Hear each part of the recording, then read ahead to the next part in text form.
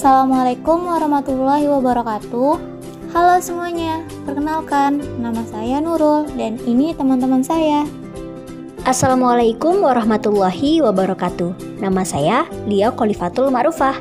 Senang bertemu dengan kalian. Halo, saya Willy. Assalamualaikum, aku Winda. Halo, aku Rian. Adik-adik, pada kesempatan kali ini kami akan membahas materi pada tema 7 subtema 1, yaitu tentang perjalanan bangsa Eropa ke Indonesia. Jangan lupa disimak ya. Semangat adik-adik. Kedatangan bangsa Eropa ke Indonesia. Pada masa pemerintahan kerajaan-kerajaan Islam di Indonesia, datanglah orang-orang Eropa yang mengadakan pelayaran samudra. Kedatangan orang-orang tersebut mula-mula disambut baik oleh bangsa Indonesia. Namun, ketika orang-orang Eropa tersebut berusaha menguasai Nusantara, mereka mendapat reaksi yang keras, seperti perlawanan-perlawanan di berbagai daerah. Penjelajahan tersebut dimulai pada akhir abad ke-15. Bangsa Eropa yang pertama kali menjelajahi Indonesia yaitu bangsa Portugis. Kapal bangsa Portugis pertama kali mendarat di Malaka pada tahun 1511. Berikutnya ialah bangsa Spanyol yang mendarat di Tidore, Maluku pada tahun 1521. Kemudian disusul oleh bangsa Inggris dan Belanda. Kapal-kapal bangsa Belanda pertama kali mendarat di Pelabuhan Banten pada tahun 1596. Sistem tanam paksa.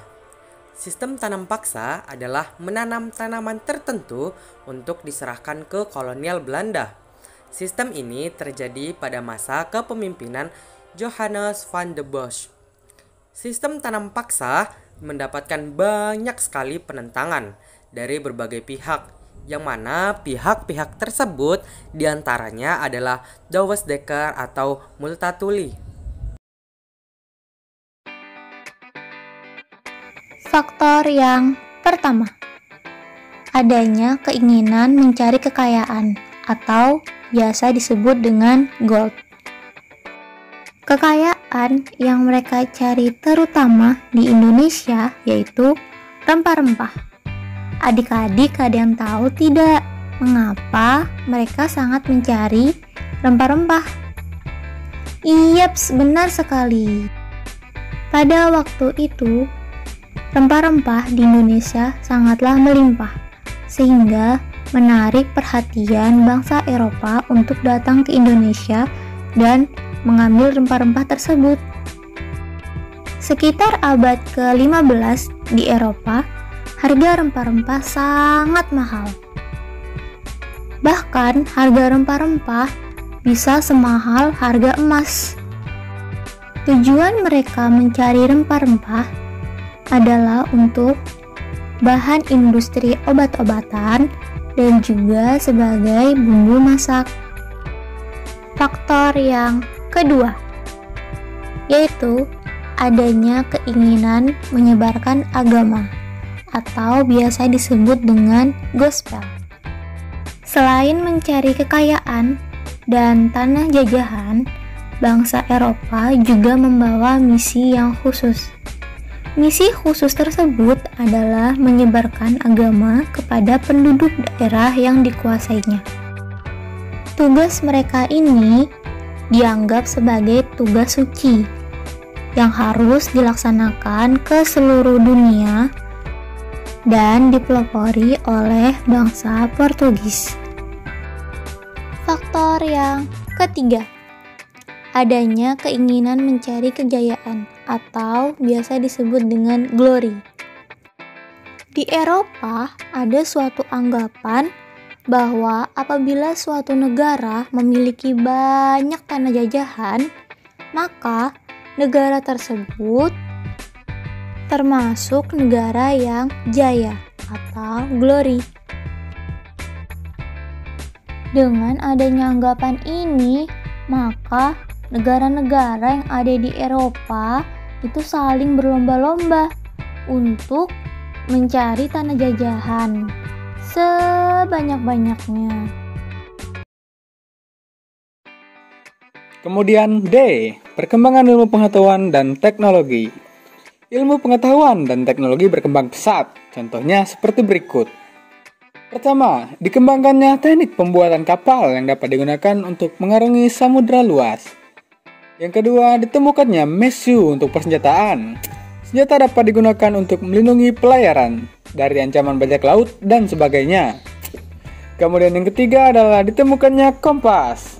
Kompas digunakan sebagai penunjuk arah sehingga para penjelajah tidak lagi bergantung pada kebiasaan alam. Untuk menentukan arah, biasanya mereka berpedoman pada bintang sehingga angkasa tertutup awan, mereka tidak dapat meneruskan pelayarannya. Dengan kompas, mereka bebas berlayar ke arah manapun tanpa gangguan, baik siang maupun malam.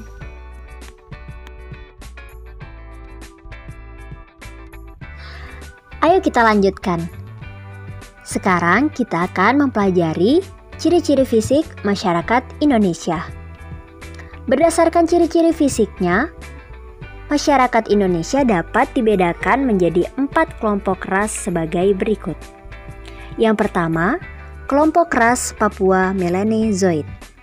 Terdapat di Papua, Pulau Aru, dan Pulau Kai. Yang kedua yaitu kelompok ras Negroid. Antara lain yaitu orang Semang di Semenanjung Malaka dan orang Mikopsi di Kepulauan Andaman. Yang ketiga yaitu kelompok ras Wedoid.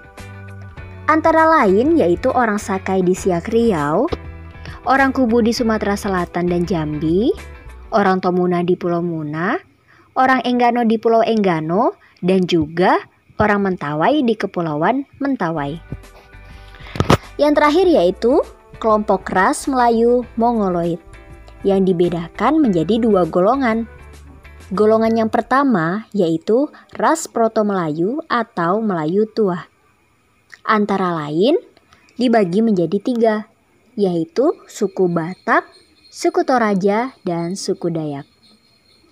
Selanjutnya di samping kelompok Melayu Tua, masyarakat Indonesia juga terdiri atas kelompok warga keturunan Cina atau yang sering disebut dengan ras Mongoloid. Warga keturunan Arab, Pakistan, India, ras Kaukasoid, dan sebagainya hidup berdampingan membaur menjadi warga negara Indonesia. Masyarakat Indonesia tidak mengenal superioritas suatu ras dan juga tidak menganut paham rasialisme. Gimana adik-adik? Sudah mengerti belum?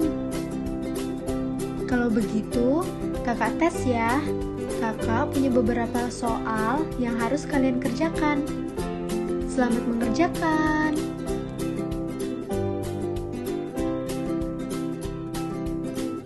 Semoga dapat bermanfaat ya. Kami pamit dulu. Wassalamualaikum warahmatullahi wabarakatuh. Dah.